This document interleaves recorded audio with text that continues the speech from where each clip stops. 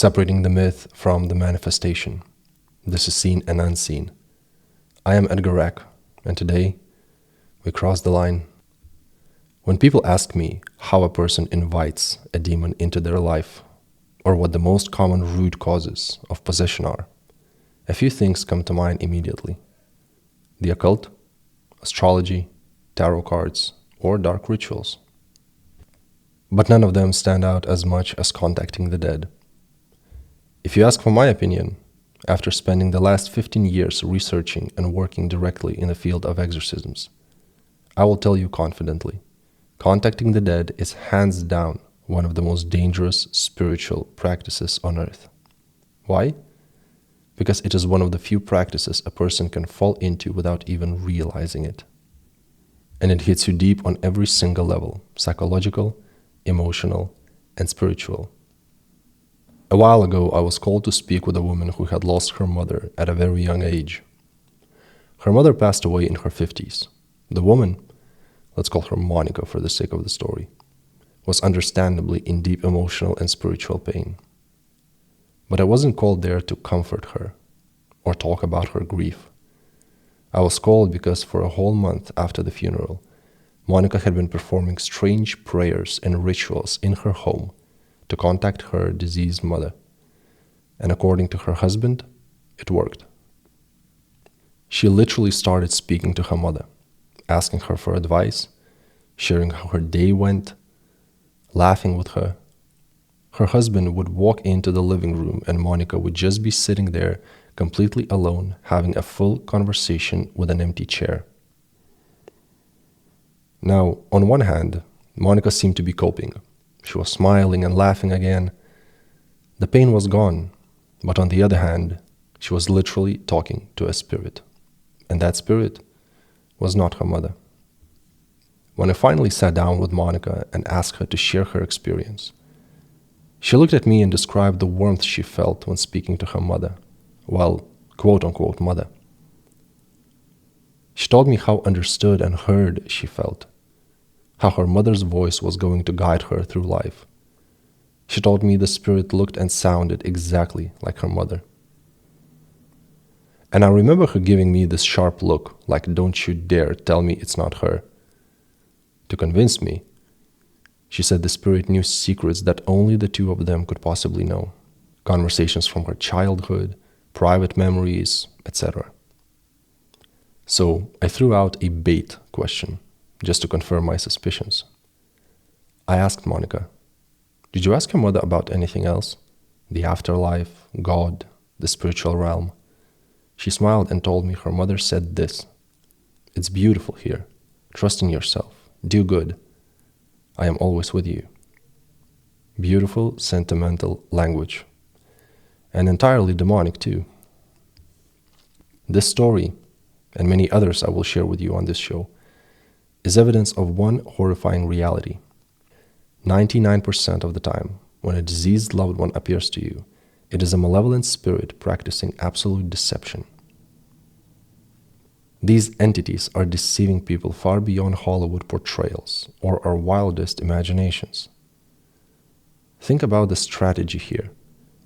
When you are in your most vulnerable state, emotionally, psychologically, and spiritually shattered by grief, what is the easiest way for an entity to gain access to you? How do they force you to make contact? They don't show up as a monster. They appear as the person you love, miss, and long for the most. The Bible tells us that Satan disguises himself as an angel of light. What do you think stops an entity from mimicking your late grandmother, your father, or your sister? Absolutely nothing. Evil spirits cannot control you, they cannot possess your mind, and they cannot disrupt your space if you do not invite them in first. But the moment you grant them access by simply responding, you are no longer in control. They will never use terrifying forms or threatening language at the beginning. No one would open the door for that. They shine the most when they play on human vulnerability. They use your love against you. They play tricks just to get you to answer, and as soon as you do, access granted. Of course, I told you that's only 99% of the time. So what about that 1%? Well, theologically, yes, it is possible. Nothing is impossible for God, and the Bible even gives evidence of such a possibility. However, in reality, in paranormal experiences and demonological studies, it almost never happens. From my own experience, and from speaking to other exorcists as well, it is always demonic spirit taking the shape of someone you recognize, just so you will let them in. And whenever I tell this story, people often ask me, but Edgar, how did it know those childhood secrets? Those memories? Dear friends, they watch you. They see you. They can definitely hear you. They know. Whether out of desperation, pain, or emotional torment, when a person tries to contact the dead, they automatically open a spiritual door that is incredibly difficult to close. You think your loved one is walking through that door, but it's a lie. Something else is walking through. And that something else is a malevolent spirit that comes to destroy your peace, your family, and your life. Grief does not justify crossing a spiritual line that should never be crossed. And if you ask me why, it's because your soul is literally at stake. That is exactly what happens when a deceased person is contacted, or when a person practices the occult, astrology, numerology, or magical rituals. A spiritual door is being opened. Demons on their own cannot just enter. They are limited by God. However, they can tempt us to open that door, while they simply wait on the other side. No wonder God so seriously warned us in the Bible numerous times not to be involved in such practices. The implications of crossing that spiritual line can be deadly, spiritually, psychologically, and physically. To us, it seems innocent, sentimental, and touching, trying to speak to our deceased family members. But through the eyes of spiritual reality, this is simply not the case. Sometimes a seemingly harmless address to the dead can turn into the most horrific living hell a human being can experience. Whether you realize what you are doing or not, the law of the supernatural realm doesn't care. The door opens, the entity takes shape, and step by step they take control. Of course they will tell you it's beautiful after death. Of course they will tell you to just trust in yourself. They certainly don't want you to trust God. They will tell you whatever you want to hear as long as you give in to their lies and deception. Simply put, they don't want to scare you away. This is demonic psychology, and yes, there is absolutely such a thing. It is a calculated manipulation manifesting in the exact shape of the loved one you miss the most. I have lost loved ones, and so have you. But after 15 years of studying this field, if there is one thing I have come to understand, it is this: that grief and emotional vulnerability are exactly what they prey on. They wait for your most vulnerable condition, when you are at your lowest point and your guard is down.